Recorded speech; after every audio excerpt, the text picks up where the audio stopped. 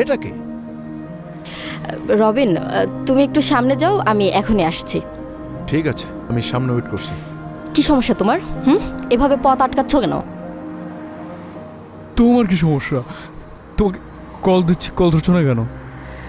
তোমার কি শরীর খারাপ? কি হয়েছে? হ্যাঁ, তুমি আগের মতো কল দিচ্ছ না, কি হয়েছে? কোনো সমস্যা? আমাকে বলো, কি হয়েছে?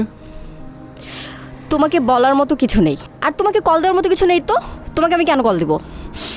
বাবা আমাকে ঠিকই বলেছিল, তোমার মতো একটা বখাটে ছেলের সাথে সম্পর্ক করে আমি আমার জীবন নষ্ট করতে যাচ্ছিলাম। এটা আমার নীলা হতে পারে না। আমার নীলা আমাকে কখনো এসব কথা বলবে না, কখনো না। তার জীবন চলে যাবে, কিন্তু এই কথা বলবে না, কারণ আমি জানি আমার নীলা আমাকে কতটুকু ভালোবাসে। ভুল। আমি তোমাকে ভালোবাসতাম, এখন আর আমি তোমাকে ভালোবাসি না। তোমাকে ভালোবাসা আমার জীবনের সব থেকে বড় ভুল সিদ্ধান্ত ছিল। তোমার মতো একটা এতিম ছেলের সাথে আমি সম্পর্ক করব? তুমি ভাবলে কি করে? তোমার মতো একটা বখাটে ছেলের সাথে আমি সংসার করব? ও প্লিজ, নেক্সট টাইম তোমার এই চেহারাটা আমাকে আর একদম দেখাবে না। এই অবাধ্য মনটাকে